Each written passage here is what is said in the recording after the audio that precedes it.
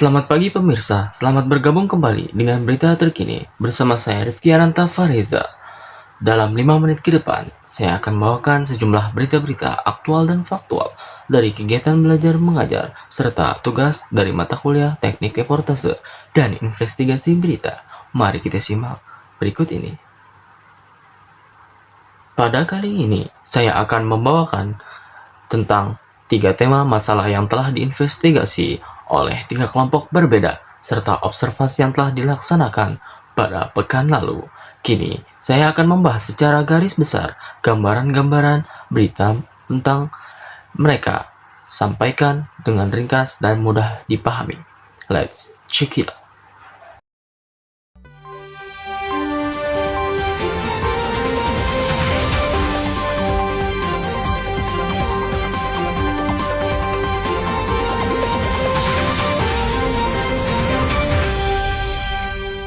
Observasi yang pertama yang dilaksanakan oleh kelompok 1, yaitu tentang pasir dan kerusakan menyingkap dampak tambang PT Wahyu Putra Mulya Pancanegara terhadap lingkungan dan warga.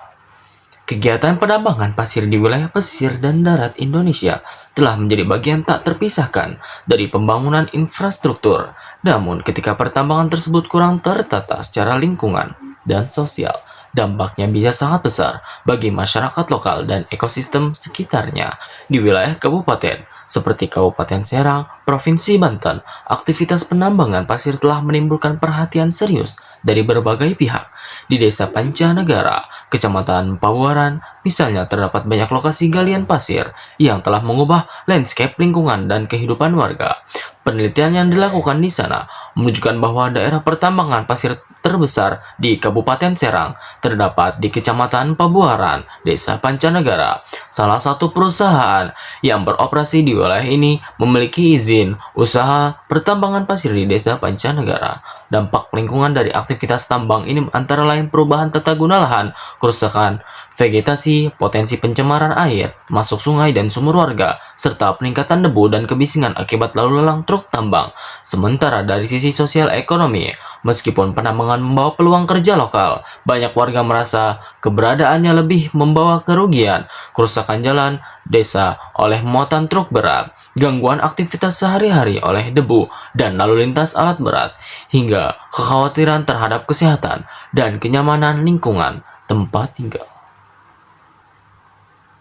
Observasi selanjutnya yang dibawakan oleh kelompok 2 yaitu menelisik kinerja dan pelayanan transportasi pemerintah Trans Banten di Kota Serang. Transportasi publik adalah bagian penting dari kehidupan perkotaan, menghubungkan orang ke sekolah, tempat kerja, fasilitas kesehatan, dan aktivitas ekonomi. Itu lebih baik dari sekedar cara untuk pergi dari satu tempat ke tempat lain. Proses pengelolaan transportasi di Kota Serang sedang memasuki fase yang sangat penting. Ada hubungan antara kebijakan baru dan pembangunan infrastruktur dengan kehidupan pengemudi angkutan tradisional. Pola perjalanan warga berubah dan tekanan ekonomi yang semakin besar terhadap pelaku transportasi dengan pembukaan koridor baru dan kebijakan operasional yang berjalan cepat. Layanan bus terpadu Trans Banten bertujuan untuk meningkatkan aksesibilitas dan menyusun sistem angkutan massal. Namun pada praktiknya, kebijakan ini memicu kekhawatiran dan protes dari komunitas angkot dan Palka yang merasakan penurunan pendapatan serta berkurangnya penumpang. Sementara itu, pemerintah provinsi dan kota Madia menyatakan kesiapan melakukan evaluasi dan meletakkan penataan trayek dan terminal sebagai langkah penyeimbang. Realitas di lapangan menunjukkan proses transisi yang belum mulus. Seiring dengan munculnya keluhan dari operator angkutan tradisional, penataan trayek, dan kebijakan operasional Trans Banten yang berdampak pada kesejahteraan pengemudi angkot dan aksesibilitas, kinerja dan pelayanan transportasi publik di Kota Serang menjadi masalah besar karena mereka khawatir bahwa kebijakan transportasi provinsi akan memengaruhi angkutan lokal. Komunitas angkot dan Palka sempat melakukan demonstrasi untuk menuntut evaluasi Trans Banten dan kesempatan untuk berbicara dengan pemerintah provinsi. Kondisi ini menjadi semakin kompleks ketika aspek infrastruktur infrastruktur dan perencanaan ditambahkan ke dalam persamaan. Rencana pembangunan flyover di titik seperti Kaligandu menjanjikan solusi mengurai kemacetan jangka panjang, tetapi implementasinya membutuhkan waktu, sumber daya, dan dampak sementara yang mesti dikelola. Lalu, observasi yang terakhir yang dilaksanakan oleh kelompok 3, yaitu keramat waktu, larangan putaran roda, dan waktu. Aktivitas truk angkutan barang, terutama truk odol, overdimension atau overloading, telah menjadi persoalan struktural yang terus berulang di Kabupaten Keramat Watu sebagai wilayah yang dikelilingi kawasan industri, jalur distribusi regional. Keramat Watu menjadi titik lalu lintas penting bagi kendaraan berat. Pemerintah sebenarnya telah menetapkan aturan jam operasional untuk mengatur lalu lintas truk dan mencegah penumpukan kendaraan pada jam-jam sibuk. Namun, temuan lapangan serta keluhan masyarakat menunjukkan bahwa sebagian sopir truk masih secara rutin melanggar jam ketentuan, baik karena tuntutan perusahaan, tekanan waktu distribusi, kurangnya pengawasan, maupun lemahnya penegakan aturan.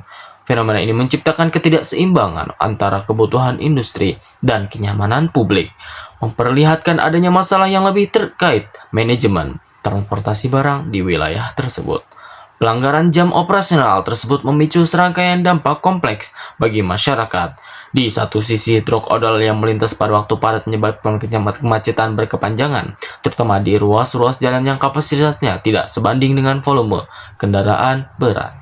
Kemacetan ini bukan hanya mengganggu mobilitas warga, tetapi juga mempengaruhi kegiatan ekonomi lokal, memperlambat perjalanan darurat, dan meningkatkan tingkat stres pengguna jalan.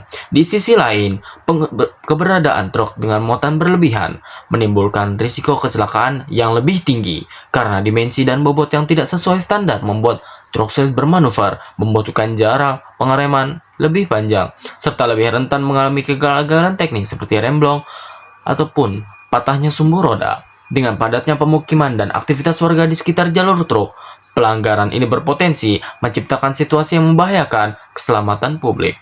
Selain mengancam keselamatan dan operasi truk odol juga memperparah kerusakan infrastruktur jalan yang seharusnya menjadi fasilitas umum bagi seluruh masyarakat. Demikian sajian berita hari ini. Semoga dapat menambah wawasan dan pengetahuan kita semua. Saya Rifki Ananta Fariza mengucapkan terima kasih dan sampai jumpa.